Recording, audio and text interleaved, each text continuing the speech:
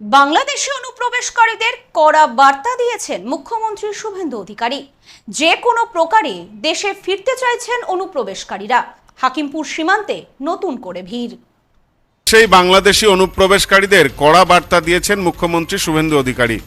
ধৃতদের বাংলাদেশে পাঠাতে একাধিক জায়গায় তৈরি হয়েছে হোল্ডিং সেন্টার। এই আবহে বেআইনি অনুপ্রবেশকারীদের মধ্যে ভয়ের সঞ্চার হয়েছে। আবারও বাংলাদেশে ফেরার জন্য হাকিমপুর চেকপোস্টে 150 জন অনুপ্রবেশকারী জড়ো হয়েছেন। গত এক সপ্তাহ ধরে প্রায় 900 জন বাংলাদেশি ধরা পড়েছে। বিভিন্ন হোল্ডিং সেন্টারে 350 জন বাংলাদেশি অনুপ্রবেশকারীকে রাখা হয়েছে। জানা গেছে ওইসব বাংলাদেশিরা বিভিন্ন সময়ে উত্তর 24 পরগনার বিভিন্ন সীমান্ত থেকে দালাল মারফত মোটা অর্থের বিনিময়ে এদেশে ঢুকেছিল।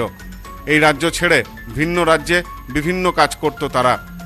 এমনকি এই রাজ্যের বিভিন্ন সরকারি প্রকল্পের সুবিধাও পেতেন বাংলাদেশিরা। হোল্ডিং সেন্টারে আপাতত 350 জন অনুপ্রবেশকারীকে রাখা হয়েছে।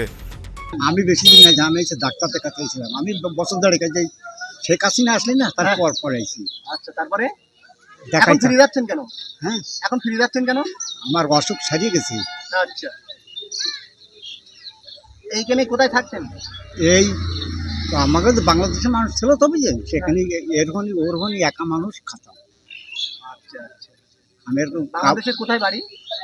খুলনা করলাম তো, দৌলতপুর থানা। কি নাম আপনার? সাই কোন বর্ডার দিয়ে গিয়েছিলেন? গেছিলাম এই হাকিমপুর দিয়ে, এই গোটা দিয়ে গেছিলাম। ইতিমধ্যেই তাদের তথ্য সঠিক পরিচয়পত্র যাচাই করা হচ্ছে। ফিঙ্গারপ্রিন্ট থেকে বায়োমেট্রিক সবটাই করছে বিএসএফ এর প্রতিনিধিরা। সঠিক তথ্য যতক্ষণ পর্যন্ত না পাবে তাদেরকে দেশে ফেরানো হবে না বলেই সূত্র মারফত জানা গেছে। হোল্ডিং সেন্টারে থাকা শিশু, মহিলা, পুরুষ তাদের সমস্ত রকম স্বাস্থ্য পরিষেবা, খাওয়া দাওয়া, এমনকি নিরাপত্তার ব্যাপারটিও স্বরাষ্ট্র মন্ত্রক দেখছে। দেশে ফেরার আগে যাতে কোনো অসুবিধা না হয় তার সব রকম দায়ী দায়িত্ব প্রশাসনের। খুলনার বাসিন্দা এক ব্যক্তি বলেন, বছরখানেক আগে চিকিৎসার জন্য চোরাপথে দেশে এসেছিলাম। কলকাতায় থাকতাম, এখন দেশে ফিরতে চেয়ে সীমান্তে এসেছি। দুর্গানগর। কি কাজ করতেন? ওই ভ্যান ট্যান চালাতাম। কত বছর আগে এসেছিলেন? এই 5-6 বছর। কোনো কাগজপত্র নেই? না, কিছু করিনি, দরকারই আমাদের দেশেই করবো। এখানে তো কোনো দরকার নেই। আইসি প্যাডের দেখাইটি বাড়ি চলে যাবো। এখন এখানে এখানে এসেছেন কেন? এই বর্ডারে এসেছেন কেন? বর্ডারে আইসি আমাদের গরিব মানুষ বন্যা এলাকায় খাটতে আইছিলাম প্যাডের দায়। এখন সরকার পাল্টে যে এখন বলছে যে তোমাদের দেশে তোমরা চলে যাও। আমরা চলে যাচ্ছি, অসুবিধা কি? আমরা সিলিন্ডারেই চলে যাচ্ছি সবাই। এখানে বিএসএফ এর হাতে সিলিন্ডার হতে এসেছেন? হ্যাঁ, আমরা সিলিন্ডারেতে যাচ্ছি। কখন এসেছেন এখানে? এই সকালে লাভ। এখানে কতজন আছেন আপনারা মোট? এখন আমরা তো সকালে ধরেন নিম্নশ্রেণী আমরা 20 জন মতন আইছি। খুলনার বাসিন্দা অপর এক ব্যক্তি জানালেন, করোনার আগে দেশে চলে এসেছিলাম, কলকাতায় কাজ করতাম, এখন দেশে ফিরতে চাইছি। নতুন সরকার আসার পর থেকেই আমাদের মধ্যে একটা ভয় কাজ করছে। খুলনা এদিকে কোথায় থাকতেন? পশ্চিমবাংলায়। কোথায় থাকতেন? কলকাতা। কলকাতা থাকতেন। কলকাতা। কতদিন আগে এসেছিলেন? আচ্ছা, করোনার একটু আগে, 2 মাস আগে। হুম। করোনার 2 মাস আগে এসেছিল। তা কোনো কাগজপত্র হয়নি? না, এখন ফিরে যাচ্ছেন কেন?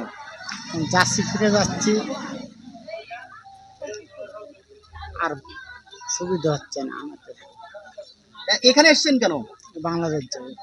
বিএসএফ এর কাছে সিলিন্ডার করতে হ্যাঁ, এসেছেন? সিলিন্ডার করতে।